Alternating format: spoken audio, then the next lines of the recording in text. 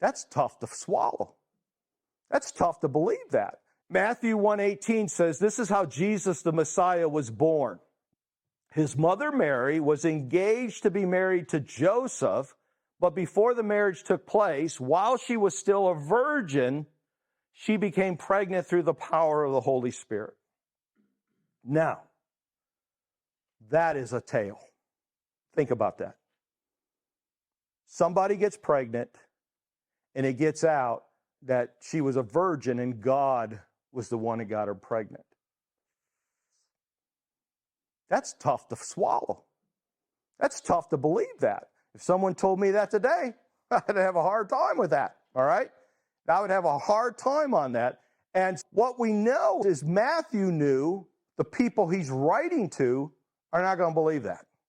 They're going to be really skeptical that she got pregnant by God. And so God was the one that put Jesus. Jesus already existed, right, in heaven, and he comes through her womb and becomes God in the flesh. And so Matthew knew his audience wasn't going to buy that. He knew it. So what does he do? He asserts in the virgin conception of the Messiah from the Old Testament. So here's what he does. He says in Matthew 22 and 23, this verse 18 was the one I just read to you.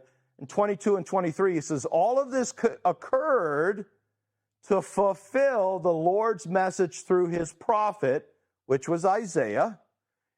Look, the virgin will conceive a child. She will give birth to a son, and they will call him Emmanuel, which means God is with us.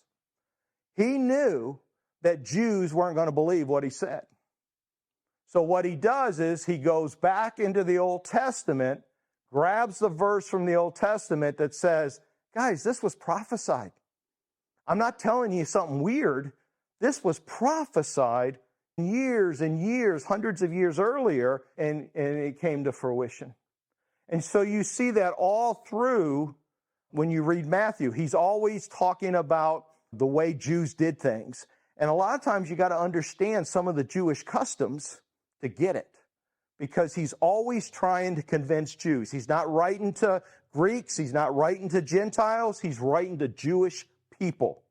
And here's an illustration of where he does that. And so he is there to tell us that Jesus fulfilled the Old Testament prophecies. There's 300 prophecies of Jesus in the Old Testament, and he fulfilled all of them, which is probability. The probability of that happening is basically impossible. And yet Jesus did that. All right? How can you obey? We must first seek to understand how the Jews would have understood this before you can make an appropriate application to your life. So when you're reading Matthew, you're trying to put on Jewish eyes, right? And go, all right, how would the Jews see this? And then you might see some verses in there that is referencing the Old Testament. If you have a good study Bible and you're reading through Matthew, you will see all kinds of verses in the index that are taking you to the Old Testament, because Matthew is basically quoting something from the Old Testament to help you understand and believe what he's writing, because his audience is Jews, all right? And this question here, to increase your comprehension of Matthew, what must you remember about the first readers when they're studying Matthew's gospel? Talk about that in your hotspots, and then when you get done, come back and we'll take another book.